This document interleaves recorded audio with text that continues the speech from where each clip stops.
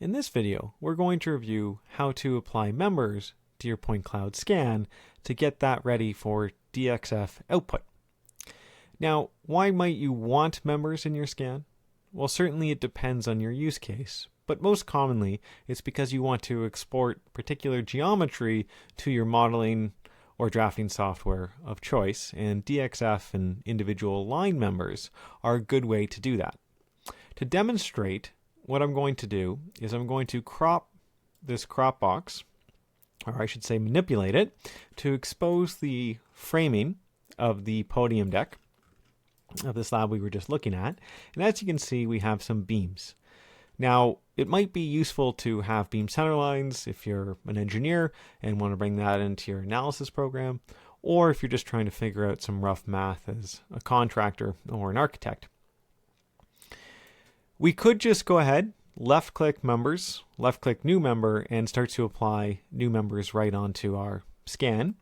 Alternatively, you can add constraints to your point cloud to really cement where those members are taken from and to. And so I've already done that here. I've set a constraint, an axis constraint, which I'm just going to turn on. That is along the length of this front upturn beam here.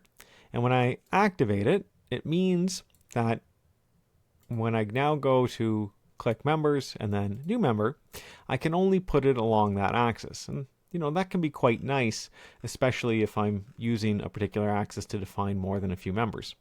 So I'm going to define a member here from this point roughly to the center line of this in-framing beam. And I'm going to do so again for all subsequent beams. Now, you may wonder why we're not just going ahead and creating a long member from this point all the way to this point, which we could certainly do. However, every time you create a member, like we're doing here, you get a snapping point. These blobs at the end of the member, they aren't necessarily going to be connected to a point in the cloud. And if there's no connection to the point in the cloud, then snapping to them, snapping to this line is impossible unless you have one of these points. And since I'm trying to get the entirety of this framing into my modeling software, that's what I want. So I'm just going to fill this out now by going back to this particular point. But notice that I'm still constrained. Well, if I don't want to be constrained because I'm going along this beam now, I will left-click activate. That allows me to put this anywhere in the point cloud. And now I have a member that's along the center line of this in-framing beam and also along this upturn beam. So when I bring it into the modeling software, the center lines will align.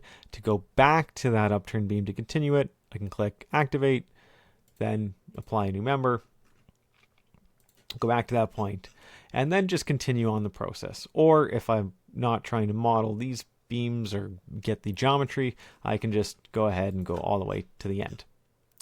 Once you've done that and you're satisfied with your members as placed, you'll see them on the left-hand side, indicated by M14 to M18 here.